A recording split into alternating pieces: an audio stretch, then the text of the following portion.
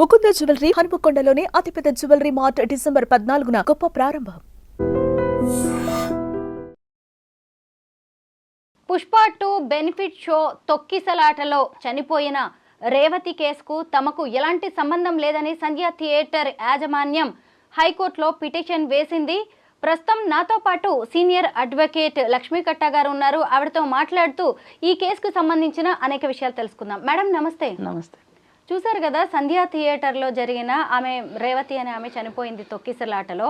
ఆమె చనిపోయింది. ఆమె కొడుకు శ్రీతేజ్ ఇప్పటికి కూడా వెంటిలేటర్ మీదే ఉన్నాడు. అబ్బాయి కండిషన్ క్రిటికల్గా ఉంది. కానీ దేనికి మాకు సంబంధం లేదు అని సంధ్య థియేటర్ ఓనర్ రేణుకాదేవి హైకోర్టులో పిటిషన్ వేశారు. ఇది కరెక్టేనంటారా? చూడండి, హైకోర్టులో పిటిషన్ వేసినంత మాత్రాన వాళ్ళు నేరస్తులు కారు అంటే ఆ నేరంలో అంటే ఆ డెత్లో భాగం లేదనడానికి లేదు. ఎందుకంటే మీ ప్రెమిసెస్లో మీరు ఇచ్చిన దానికి డిస్ట్రిబ్యూటర్స్ ఇచ్చారా, ప్రీమియమ్స్ ఎవరు వేసుకున్నారు, ఎవరు వచ్చారనేది మీ లా అండ్ ఆర్డర్ని కంట్రోల్ చేయవలసిన బాధ్యత మీ మీదే ఉంటుంది. 10 మంది చచ్చిపోతారు, బాధ్యత ఉండదా?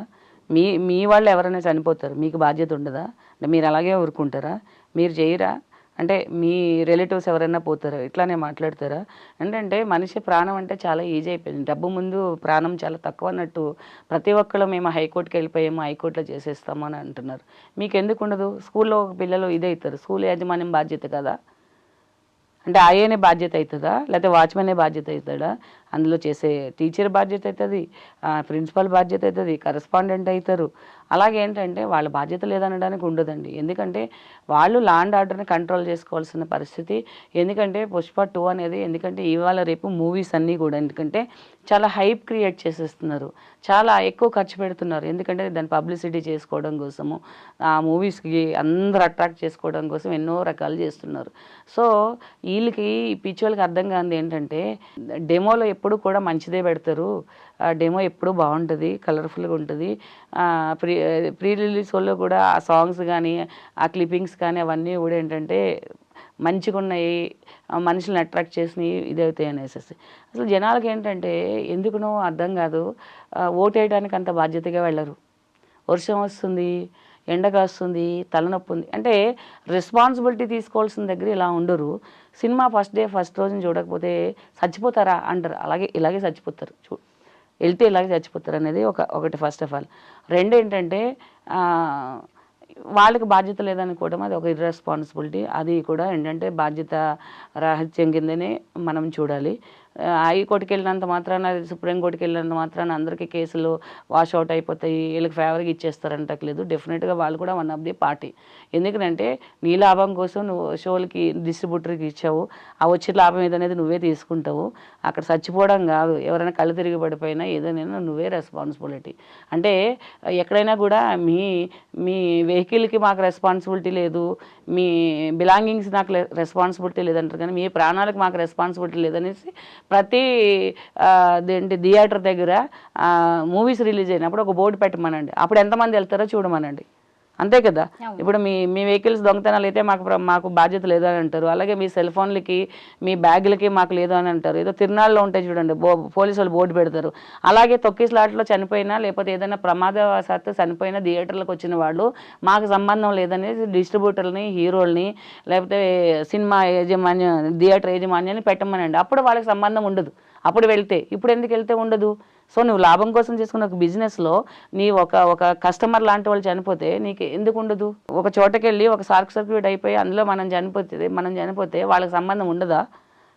ఎందుకో వచ్చింది కాలిపోయిందంటే ప్రమాదానికి సంబంధించిన బాధ్యతలు తీసుకుపోవడం అనేది అది డెఫినెట్గా వాళ్ళ రెస్పాన్సిబిలిటీ ఉంటారు. ఒక్కో టికెట్కి 1100 రూపాయలు వసూలు చేశారు. పైగా ఇప్పుడు మాకు సంబంధం లేదు అంటున్నారు. ఇంకొక వైపు ఈ ప్రీమియర్ షోస్, బెనిఫిట్ షోస్ వీటన్నిటికి కూడా పర్మిషన్ ఇచ్చింది ప్రభుత్వం అంటూ ప్రభుత్వం మీద నెప నెట్టేయడానికి ప్రయత్నిస్తున్నారు. ఈ చూడండి, ప్రభుత్వం లిక్కర్ అమ్ముకోమన్నది. లిక్కర్ షాప్ దగ్గర ఎవరైనా కొట్టుకుని చచ్చిపోతుంటే బాధ్యత పోలీసులను పిలవలసింది. లేకపోతే లిక్కర్ షాప్లో అక్కడ పొడుచుకుని చూసిపోతే నేను సినిమా చూడమంటాం కదా, నీది కూడా రెస్పాన్సిబిలిటీ ఉంటుంది. ఒక బార్లో గొడవ అయినప్పుడు నువ్వు అవుట్ ఆఫ్ ది షాప్ గొడవ అయితే నీకు సంబంధం లేదు. ఒక లిక్కర్ షాప్లో కూడా ప్రభుత్వం దానికి కూడా ప్రభుత్వమే ఇస్తుంది. అంటే అమ్ముకోండి అనేసి అక్కడ ఒక బార్లో గొడవ అయితే బార్ యజమానికి సంబంధం ఉండదా? వాళ్ళని కంట్రోల్ చేయవలసిన బాధ్యత బారు నడిపించే వాళ్ళకి లేదా? అంతమంది తాగే వాళ్ళని. సో ప్రభుత్వమే ఇచ్చిందనేసి ప్రాణాలు తీసుకుపోతే ఇది కాదా? అక్కడ ఒకళ్ళు చనిపోయారు, 10 మంది చనిపోవచ్చు, అలాగే మాట్లాడతారా? సో డబ్బులు ఇచ్చేసుకు దులిపేసుకుంటారా? లేకపోతేని ప్రతి ఒక్కళ్ళు కూడా వెళ్ళవలసిందే, న్యాయపరంగా ప్రతి ఒక్కళ్ళు ఫేస్ చేయవలసిందే. వాళ్ళకి 100% వాళ్ళకి లైబిలిటీ వస్తుంది. లక్ష్మి గారు, వెంటనే అల్లు అర్జున్ కూడా రెస్పాండ్ అయ్యారు. ఆ కుటుంబానికి 25 లక్షలు అనౌన్స్ చేశారు. అలాగే బాబు ట్రీట్మెంట్కి అయ్యే ఖర్చంతా భరిస్తానన్నారు. ఆ కుటుంబానికి అండగా ఉంటానని చెప్పారు. అయితే ఇక్కడి వరకు బాగానే ఉంది, కానీ ఒక హీరో అక్కడికి వస్తున్నప్పుడు సడన్గా ఎలాంటి భద్రతా ఏర్పాట్లు చేయాలి అనేది కనీసం సినిమా వాళ్ళ తరఫు నుంచి కూడా ఆలోచించాలి. ఇంకొక వైపు చూస్తే ఈ థియేటర్ యాజమాన్యం ఏమంటుందంటే, మేము బందోబస్తు ఏర్పాటు చేసాం, అక్కడికే మా బాధ్యత తీరిపోయింది అంటుంది. కరెక్టేనా? ఈ రెండు కనుక సరైన జాగ్రత్తలు తీసుకుంటే ఇలా ఉండేది కాదుగా పరిస్థితి. అదే అంటున్నా, బందోబస్తు ఏర్పాటు చేసామంటారు. రేపొద్దున ఎవడైనా థియేటర్ని తగలబెడతారు, అలాగే ఊరుకుంటారా? బందోబస్తు చేసాము, మా సెక్యూరిటీ మేము తీసుకున్నాము, మాకు ఇన్సూరెన్స్ వద్దు, లేకపోతే మా కేసు వద్దు, మాకు ఎవరు తగలబెట్టాడో మాకు అవసరం లేదని ఊరుకుంటారా? ఇవన్నీ ఏంటంటే డబ్బుతో వేసే వేషాలు. డబ్బుతో కొనేద్దాం అనుకుంటారు అన్నిటినీ.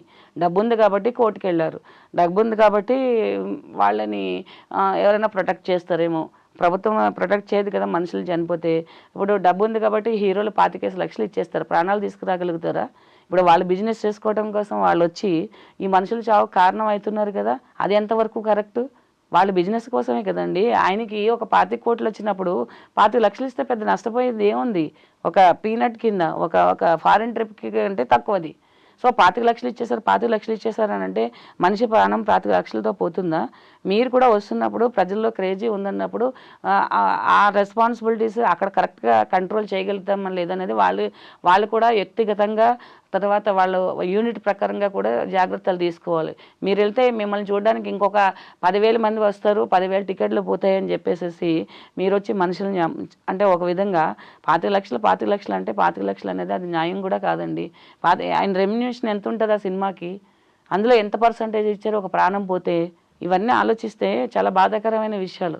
అంటే బాధపడిపోతున్నామో, మేము సానుభూతి తెలిపేస్తున్నామన్నంత మాత్రాన ఆ కుటుంబానికి జరిగిన నష్టము ఎవరో పోడ్చలేంది.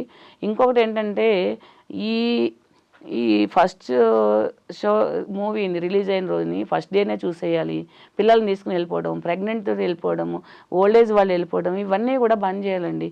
సినిమా చూడకపోతే ఏమవుతుంది? ఎందుకంత పిచ్చి? మీరెందుకు మీ ప్రాణాలు పోగొట్టుకుని మీ డబ్బులు ఖర్చు పెట్టుకుని వాళ్ళని బ్రతికిస్తారు? సినిమాని సినిమాలాగానే చూడండి, వ్యాపారాన్ని వాళ్ళ వ్యాపారంలా చూస్తున్నారు. మీరెందుకు సినిమాని అదొక ప్రాణంలా చూస్తున్నారు? మీ ప్రాణాలే వాళ్ళకి లెక్కలేనప్పుడు ఇవన్నీ ప్రతి ఒక్కరు ఆలోచించుకోవాలి. సో ప్రతి ఫస్ట్ డే రోజున ఏదో పిల్లలు వెళ్తారు, సరదాగా వెళ్తారు, ఏదో పేపర్లు ఎగరేస్తారు, లేకపోతే ఏదో ఎగరేస్తారు, పాలు వేస్తారు, లేదా ఏదో వేస్తారు. ఒక హౌస్ వైఫ్ ఒక పిల్లల్ని తీసుకొని ఆ రోజు వెళ్ళకపోతే ఏదో స్కూల్లో ఎగ్జామ్కి వెళ్ళలేనట్టు ఏడుస్తాడన్నట్టు అట్లా తీసుకుని వెళ్ళిపోవడం అనేది కరెక్ట్ కాదు. అలా కూడా ఇప్పుడు ఎవరు చేయకుండా ఉండడం అనేది చాలా మంచిది. ప్రాణాలకు 25 లక్షలు వచ్చేస్తుంటే ఏం కాదు, ₹1 కోటి 2 కోట్లు కూడా ఇస్తారు. ఇక్కడ మన చెన్నైలో అలాంటి, తమిళనాడులో ఇలాంటి జరిగినప్పుడు తమిళ హీరోస్ ఇచ్చినవి కూడా మనం చూసాం. 25 లక్షలు అంటే దేనికి వస్తాయని ఇచ్చేసారు అనటం అంతా ఒకటేంటంటే వాష్ అవుట్, ఐ వాష్ అంటారు కదా, ఐ వాష్. ఆ 25 లక్షలతోనే ఐ వాష్ అయింది. కానీ ఇలా మళ్ళీ ఎవరు చేయకుండా ఉండాలంటే పోలీస్ కానీ, ప్రతి చోట చట్టం కానీ, అందరూ కూడా ప్రజలు కూడా ఏంటంటే అవేర్నెస్ తెచ్చుకోవాలి. ప్రాణాలు పోగొట్టుకోవడం ఏంటండి దరిద్రంగా పోయి ఏదో రోడ్డు మీద నడుస్తున్నాము, ఏదో బ్రతకడానికి వెళ్తున్నాము, ఏదో వచ్చి చచ్చిపోయారంటే సినిమా చూడడానికి వెళ్ళి ప్రాణాలు పోగొట్టుకోవడం, వెంటిలేటర్ మీద ఉండడం ఏంటి? అది ఎవరి కారణం? ఎవరు బాధ్యత వహించాలి? ఇది ఎంత మళ్ళీ కోర్టులకు పోవడం, ఒక ప్రాణం పోయినా కూడా డెఫినెట్గా దీనికి తగిన పనిష్మెంట్ అయితే అందరికీ పడాలండి. లక్ష్మి గారు, పుష్ప 2 ఈ ఇన్సిడెంట్ దెబ్బతో ప్రభుత్వం కూడా వెంటనే రెస్పాండ్ అయింది. ఇక నుంచి ఈ బెనిఫిట్ షోస్ కానీ, లేదంటే ప్రీమియర్ షోస్, స్పెషల్ షోస్ ఏవి ఉండవు, ఏదైనా ఇంకా రెగ్యులర్ షోస్ వేసేసి అందులో సినిమా చూడడమే అని చెప్పి వెంటనే మినిస్టర్ కూడా రెస్పాండ్ అయ్యి ఆయన ఒక అనౌన్స్మెంట్ చేయడం అనేది జరిగింది. ఇది కరెక్టేనా? ఇది 100% కరెక్ట్ అండి, మంచి పరిణామం కూడా. ఎందుకంటే వాళ్ళు కోట్లు తీసుకుంటారు, వాళ్ళంతా చాలా మెగా రిచ్, ఆ రిచ్, ఈ రిచ్ అంటారు. ఈ పనికిమాల నిజంగా చెప్పాలంటే పని మానుకుని 1500 పెట్టి టికెట్ కొనుక్కుని ఏం అవసరం వీళ్ళకి? ఏం వస్తుంది, ఎంటర్టైన్మెంట్లనే చూడాలి.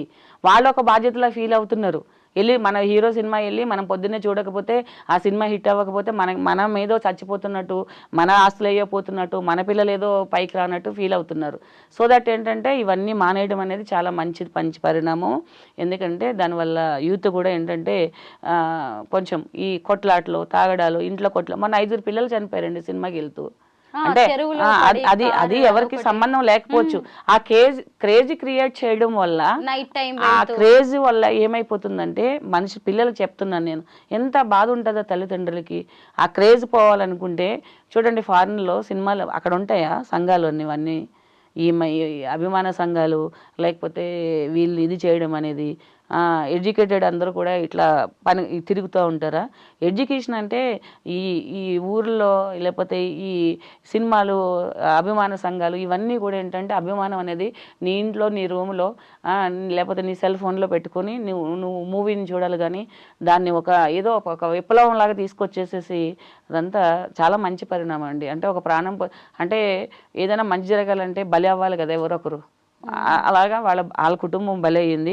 కానీ ఈ ప్రీమియం షోలు, బెనిఫిట్ షోలు ఇవన్నీ తీసేయడము, అంటే ఇంకోటి ఏంటంటే టికెట్లు పెంచడం కూడా ప్రభుత్వం అది మంచిది కాదండి. ఎందుకనంటే అది ఎవరికి లాభం, పబ్లిక్కి ఏమైనా లాభం చేకూరిస్తే డెఫినెట్గా పెంచినా పర్వాలేదు. ఇదేంటి వాళ్ళు 50 కోట్లతో సినిమా తీసే సినిమా 500 కోట్లు తీస్తే వాళ్ళ కోసం టికెట్ రేట్లు పెంచడము. జనాల మీద ఉన్న భారాలే చాలా ఉన్నాయి. అంటే పూర్ పీపుల్ మీద రైస్ కానీ వాళ్ళు డైలీ నీడ్స్కే వాళ్ళు సంపాదించింది సరిపోవట్లేదు. వాళ్ళు రేట్లు పెరిగినంత, అంటే సినిమా చూడమని మేము అనట్లేదు అని అంటారు, కానీ వాళ్ళని దృష్టిలో పెట్టుకోండి. అంటే కొంతమంది అజ్ఞానుల్ని జ్ఞానుల్ని దృష్టిలో పెట్టుకుని ఏదైనా చేయాలి కాబట్టి అలాంటి వాళ్ళని దృష్టిలో పెట్టుకుని కూడా ఈ టికెట్లు పెంచడం కూడా, దాని మీద కూడా ప్రభుత్వం చర్య తీసుకుంటే చాలా మంచిదండి. చూశారు కదా, అటు సినిమా వాళ్ళు కావచ్చు, ఇటు ప్రభుత్వం, థియేటర్ యాజమాన్యం అందరూ మా తప్పు లేదు, మా బాధ్యత లేదని ఎవరికి వాళ్ళు తప్పించుకుంటున్నారు. కోట్లు వెనకేసుకున్న సినిమా హీరో కావచ్చు, ఆ సినిమా యూనిట్ 25 లక్షలు ఇచ్చి ఎవరికి వాళ్ళు చేతులు దులుపుకున్నారు. ఇక్కడ నష్టపోయింది ఎవరు? రేవతి అనే ఒక సగటు మహిళా కుటుంబం. మనం ఏది అవసరమో, ఏది ఎంతవరకు చేయాలో అని డిసైడ్ అవ్వాల్సింది మనమే. మన జీవితం మన చేతుల్లోనే ఉండాల్సింది. మరీ ముఖ్యంగా సినిమా అనేది వినోదాన్ని ఇవ్వాలే కానీ విషాదాన్ని మిగిల్చకూడదు. థ్యాంక్ యూ లక్ష్మి గారు.